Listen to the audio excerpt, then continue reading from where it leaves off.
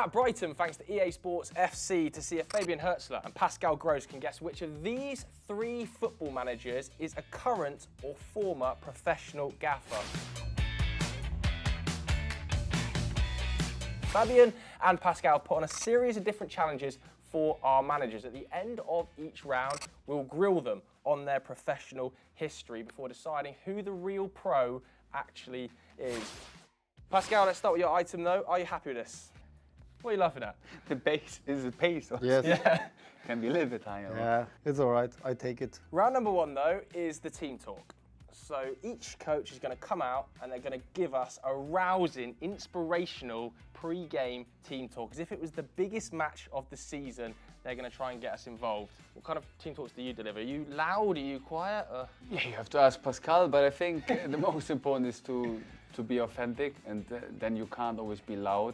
I think always being loud at one point, no one would see your voice anymore. So I think it's about the balance. Sometimes loud, sometimes emotional, sometimes sending a message. I think also sometimes it's important that the players do it on their own, sometimes the assistant coaches. So I think it should be a balance. Coach number 1, please reveal yourself. Hello. Hello. How are you? Good, thank you. Okay, take your spot. Remember, this is the biggest game of the season here. We're your players. We want to be inspired. I like the jacket coming off already. Take it away whenever you're ready. We've done what we need to do at training.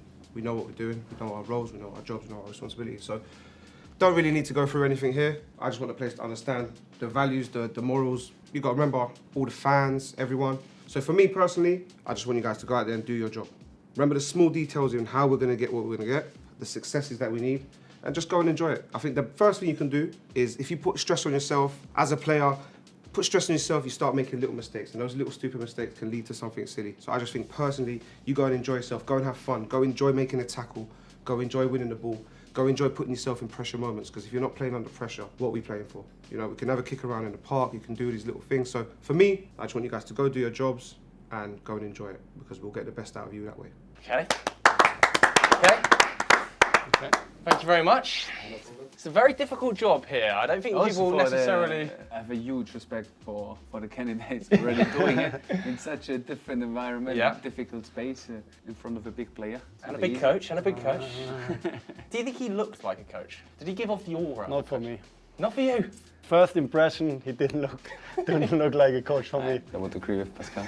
So let's see. But in life you can be wrong. You never judge how you say a cow. That's why we have to be like. Yeah. We got 3 rounds. I said my first impression. Yeah. Okay. Let's see the next. Ready for the next one? Okay. Contestant number 2, please reveal yourself. Okay. Yeah. Good. Nice to meet you. Take it away whenever you're ready. Gentlemen, I'm not here to say too much. We've worked a week.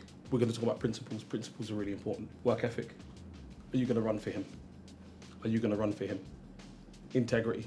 It's not what you do when people are watching. It's what you do when people are not watching. Intelligence. Are we going to play the ball? Are you going to pass? Are you going to move? Are you going to be brave? Be courageous. These things are important. Outside of that, the pressure is out here. We don't want pressure in here. Here, support each other, take our time, breathe. Out there, it's time to work. We all good? Wow, very good effort, very good effort. Okay, thank you very much. Confident. Immediately I felt the confidence in the room when he entered. Yeah, definitely confidence. A bit better than the first one. What do you mean a bit better? You're harsh. Yeah, you're harsh, Pascal. I think the handshake, I think they will all do it. Because if we prepare for that, we need to be careful, but I liked it. What he did. What do you think about what he said? What about the content of it? I think content is not that important. I think it's more how you say it. Okay. Like how you look at the players, with which voice. Do you make a break? Do you don't make a break? I think he's definitely more a coach than the one before. It's how I see it so far. Okay. Ready for the next one? Yeah. Okay, contestant. I like your motivation on the right side. Contestant number Always 3, like please reveal yourself. Hello. Hello. Oh, We're well. Take it away in your own time whenever you're ready. guys, we've had a great week. All we need to do, stick with the plan. We're going to blitz him if we can early on, and then we're going to relax and win this game, because that's what we're going to do today, chaps. All together, we are going to win. Okay, nice and simple. Nice and effective. Okay, thank you very much. Yep. Wow. Different style, very different style. Very different style. I knew that the old one would come, just to change the whole setup. Very different dynamic. What did you think make the dynamic there? Very different. I think he was dressed like, could be, like old Yeah, he's school. come smart, he's like come smart. He didn't say hello. That was the only one. Yeah, the first impression when he came in, he didn't have this confidence No, like the others. he wasn't sure to say hello or not, Yeah. where to, like what to do. I didn't have the feeling that he was standing before in the locker room. Oh, you think that was maybe first time in the locker room? Yeah, I had the feeling. Okay, so now what we're going to do is going to bring them all out, we'll sit them down and we can ask them some questions about their managerial history to try and work out before the next round. Happy with that? Yeah. Yeah, Okay, let's bring them all out. do it. Do we have any questions for number one? I have one question. So when did you start being a coach and what is your goal as a coach? So I'm 36 years old. So when I started, I was 16. I was just going into sixth form, and I started coaching the year sevens. So just started then. I used to play, used to enjoy it. So I just thought, you know what, let's give it a go. Then the goal is always to just try to get to the best level you can. So for me, it's to just be in the Premier League. I guess as cheesy as it sounds. Ooh, Premier League. Okay. Questions for number two. Pascal, you got any? When did you start to coach? Or what kind of level did you coach until now? I retired from playing in 2013. How old? 2013 you been? I retired at 27. Why? Typical injuries and these things is normal. The club I was at the time, I was playing under Edgar Davids at Barnet. Edgar left, and I was very fortunate to inherit his job when he left. Followed on from Edgar Davids at Barnet. Wow, he definitely coached Barnet, 100%. Yeah, sure. I know that. 100% Edgar Davids. coached Barnet. Why did they choose you? I was the most viable person at the time, for sure. All right, no more questions for number two, I don't think. We can save them for next rounds. Remember what you said there, though, and we'll have some questions for number three. What was your biggest success in your career as a football coach? As a coach or player? As a coach or a player? Both. Coach was, we got promotion from the second division, playing wise. With which team? Cardiff. Ooh, that's a big You know team. Cardiff? I know. So you got promoted from Championship to the Prem? No. Div 2, Div 1. Okay, Okay. back before it got Yeah, okay. It was. reclassified. Wow, okay. And as a player? Player FA Cup, Won the FA Cup. With which team? Wimbledon. Do you know Wimbledon? Yeah. No, women, but I have no idea if they. I don't think you were born, probably 1988. Yeah, that's the bad thing. Wow. AFC FA winner. Cup winner. Oh my word. And you should help us. You shouldn't comment. I wasn't even born in Yeah, 1988. that's the same man. problem I have. Okay, guys, we're going to get you to go off, back outside, and then we're going to commence round number two. Let's go to round number two, because this is going to be career mode scenarios. We've got a list of scenarios to present to them, or you can make up your own, and they'll have to respond with how they would deal with that situation. Let's bring out contestant number one. You're going to be presented here with a couple of different scenarios. Let's say you have James Milner in the team. James Milner's in the team. He's training regularly. He's training well, but he never plays. Sometimes at one point he knocks on your door and he says like, "Gaffer, why don't I play? I train so good. Why don't I play? I have to be on the pitch. I need to play." What would you respond to him, and what would be your behavior afterwards? Would you let him play or not?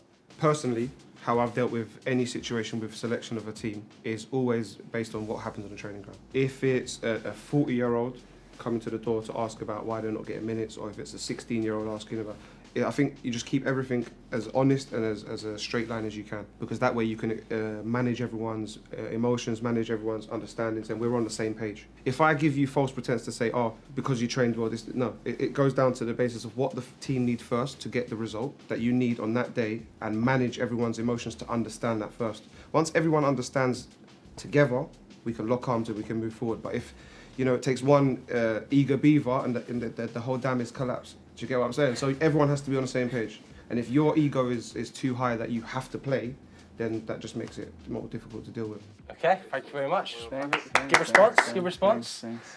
You happy with that response? Just didn't respond to the answer, Yeah. really.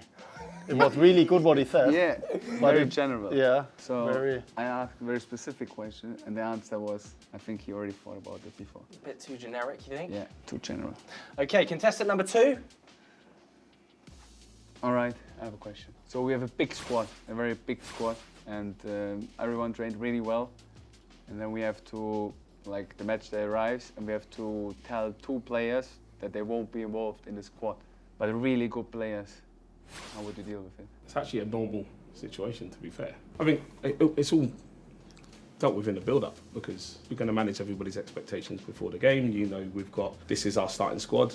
This is what the subs bench is going to look like. There's maybe a chance you might be in the squad, maybe a chance you might not be in the squad. But when do you tell the player he's not in the squad? On the game day? Oh, no way. In the week leading up, well, I'd say probably around... Game is Saturday. When you tell him? Wednesday? Thursday? I'm probably going to tell them -2. MD -2. But what is when his -2 training so good? Let's say you speak to him before or after the training, because...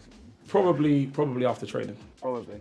No, not probably. It would be after training. But why already -2? Because when -1 someone gets injured and then he has to be back in the squad, then you have to remotivate him. Fabian, if I have to remotivate somebody at this level, you will do it. Yeah, then this is the job, right? This is what we get paid to do. So it's really simple. You understand your roles and responsibilities. Simple. Okay. Simple. Just. This is the squad. Someone's injured. You're in the squad. Thank you, gaffer. Excellent, fantastic. And this is normal. This is very normal. But it's just about being open and honest. You don't have to like my choice, but that's the choice. And if it has to change, understand that I will always try to be as professional as possible, but I have to be relatable. And I have to be honest, and I have to have a connection with all of my boys anyway. So if I can sit down and the conversation is less formal, and I can put my arm on you, we can lean each other and we can play cards and we can listen. You're going to be in the squad, but this is the situation. Then we have to take a more relaxed approach. Okay. Thank you. Thank you very much. Appreciate that. Wow, that was some detailed question you went into there. You had him? We had him. Tell me about that. Why do you think you've got him? Why to say -2 already to someone who's not in the squad? If -1... When would you say to someone? When -1 is finished. So Friday for Saturday? Yeah, because on Friday so many things can happen when you play Saturday, so many things can happen. And like Pascal's question was like, what do you expect from a player? You tell -2 that he won't be in the squad. So -1 he won't come to the training ground just like full of energy, knowing already I'm not like in the squad. That's a great question. So me as a coach, I would destroy a little bit the energy of the training. Yeah. Okay. Should we bring out the next one? Okay, contestant number 3. Okay.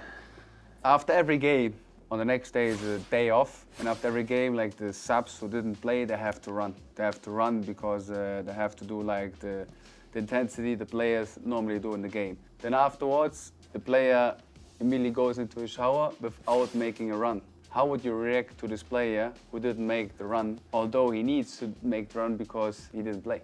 Obviously now we're going to go back in time a little bit here because obviously I'm a little bit older than you. I would get him out the shower, get him dressed and run him myself. So physically you would just I'd just run him. I wouldn't let him get away with it in front of other people because that's just disrespectful to me and the other players. What if you didn't realise that he didn't make the run? So you had... I would realise because I'm in the dressing room, I'm looking around. So, okay, but I want to ask you a question. Like you didn't realise it, so you had a lot of press nowadays. First of all, I'd have a word with the staff because they're obviously in charge if I'm doing the press. If they're not doing their job, they're going to get a rollicking as well.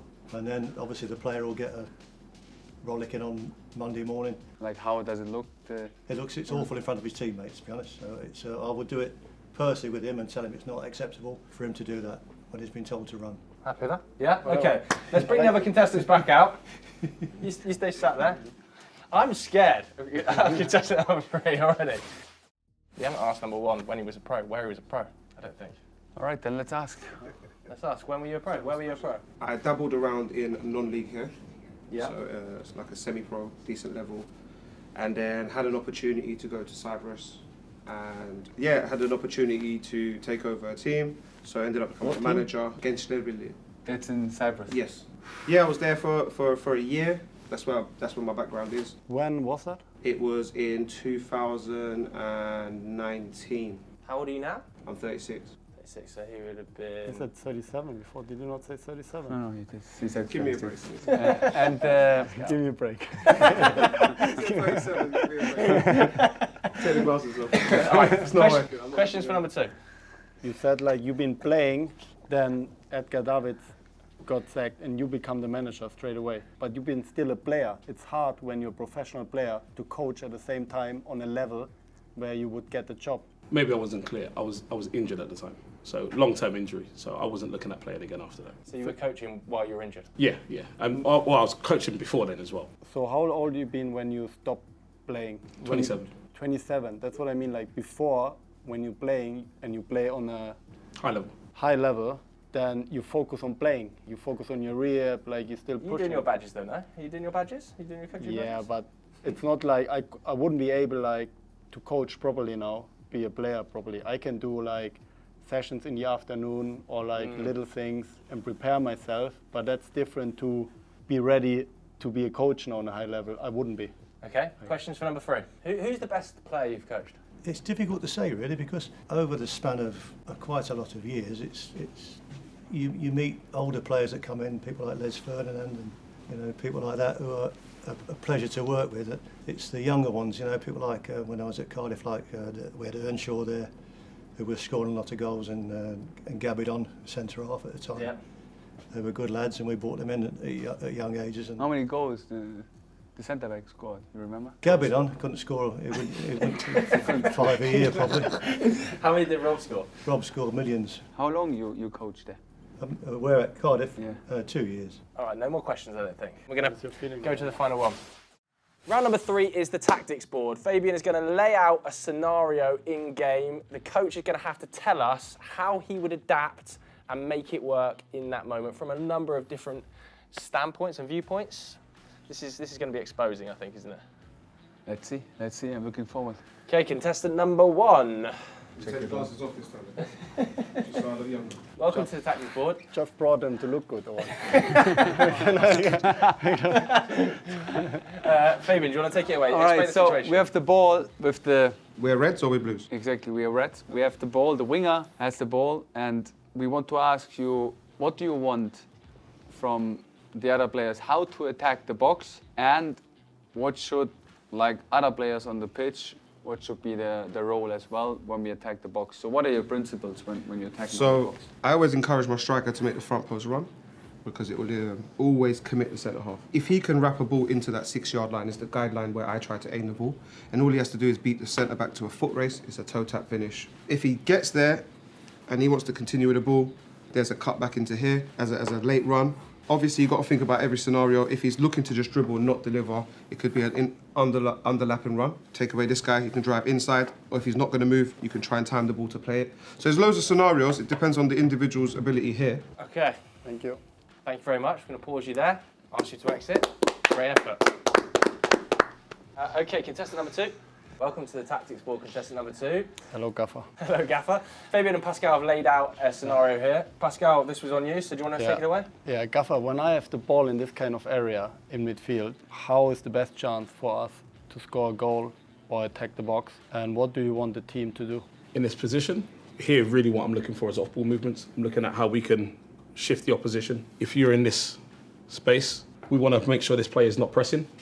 We want to make sure we're occupying him with small movements. We want to keep them wide, open the spaces. This is the important one. If we can engage and disengage, we keep our options open. If you can engage and take his focus, you can drive in, looking to get shots in these angles, and then you get tertiary movement away from the ball. If you can disengage, or the centre forward can disengage, you can drive, open the space, and then we're looking at slipping the balls into these areas. Anything else you want to know? No, for me it's clear. Okay, contestant number 2. Good job. What would you have done? What would you have done? I never saw do someone like this on the tactics board. The single finger. Yeah. Never. What do you mean? How would you move it? Like- You grip it. You think the single finger was a problem? Okay, contestant number 3. Yeah, you can come in. Come in. Gaffer, we have a question. I'm sure like you played 4-4-2. So this is the setup. We are red, 4-4-2. Tell us, what was the best goal your team scored, like with patterns, with movements, and then you had the great goal scorer in the end. So can you show us? If I want to tell you the best goal we scored, Yeah. it would bore you because it was a corner. Show us how the corner was. Show I'll us. show you the corner, yeah? Yeah, show us. We stole it from Bournemouth. Okay. Quite simple, this. I think, what is with the right side? Oh, sorry. Yeah. we need- Sorry, No. I do apologise. Simple thing. This player goes in, goes short, yeah? This player and this player, as he comes out, he slightly blocks him, gets him in there, ball across, top corner. Wow. Did you get that one? I'll show I you have a again. different question. Like when you got sent off, so now it's a 4-4-2. Yeah. When one player got sent off, like in halftime, he got sent off yeah. in 68 minutes, bad foul. Like, how would you react? We'd park the bus completely to start with. But we have got the fastest centre forward in the world, so we'd leave him on. We'd leave him on the last man. Yeah. Yeah. We'd leave him on the last man, but we'd tuck everyone in and try and make them go wide and make them cross the ball because we've got 2 good centre halves that can hit it. And if we need to get out, we're going to just go down the corner.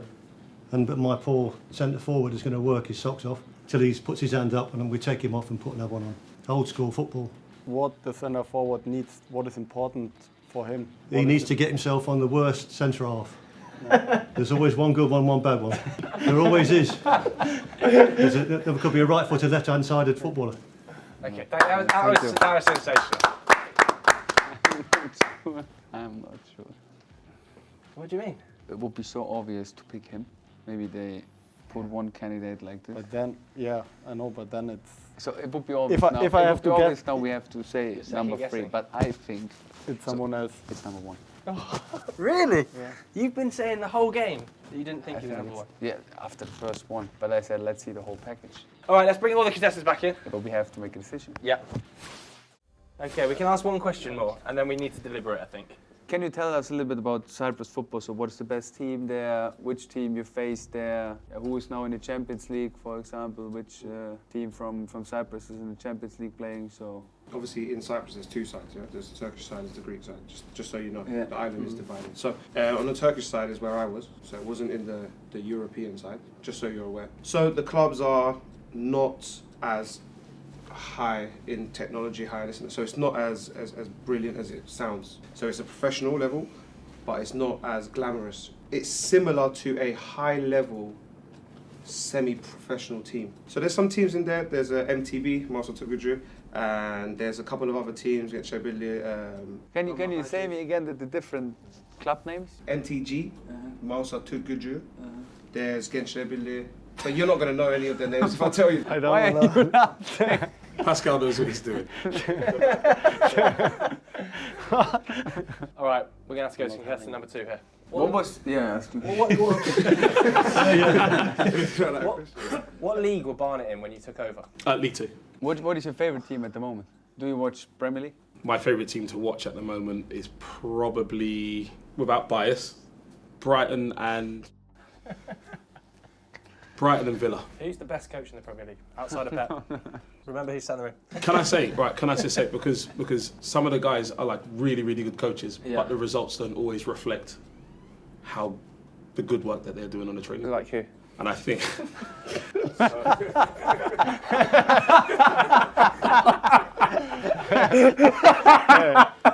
What is he doing there with you, mate? He takes it too far. You say, I'm the bad guy. I'm not sure. he's the instigator. But for me, I have 3 coaches that I look at and I say, yeah, surprisingly enough, Pep Guardiola, Unai Emery is the other, and Forgot the third one. well, I can't enjoy watching Brighton and not say that the manager's not one of the better coaches in the league. So I have to be honest. Thanks a lot. I appreciate your answer. I I have one last question. Okay. How did you celebrate the FA Cup win? It was a bit surreal because when the game finished, it was quiet and there was no one talking. And then it took about an hour to get on the coach. I think we got on the motorway, and it all kicked off and it went a bit silly. And then we got back to Wimbledon. The streets were lined, and then we had a massive marquee on the pitch. And I left there at 4 o'clock in the morning, and the police took me home. True story. You have to make a And then we decision. go number 3. My feeling is number 3, my personal feeling. Sticking with number 3? Yeah. Okay, the guys have locked in contestant number 3 as the real professional. But will the real professional manager please stand up? Oh. Oh. Yeah! Go on, tell us your story. So I have coached and managed at Step 3 here, which is like a decent level at non-league. I'll be honest, I just named off different villages in Cyprus and added sport at the end of it. But yeah, UEFA coach, got my licenses and stuff. So yeah, dabbled around in non-league, but nothing too high yet. So if you like the tactics. Number 2? So I've run teams from step 6, step 5, 4, 3, 2, 1, coached, but never been a manager as yet. So. And contestant number 3, it was all true? Yeah, manager Cardiff, Swansea, assistant manager Leicester City, Sheffield United, Coventry, Brighton. And Brighton, you're assistant manager at Brighton? Yeah. Oh, I believed you the whole way through, and also the way you moved. I did. Big congratulations, Thanks well so done. much. You correctly guessed who the professional manager was, but did you guys at home guess who the professional manager was? Let us know in the comments below. Don't forget you can play FC26 right now. The club is yours.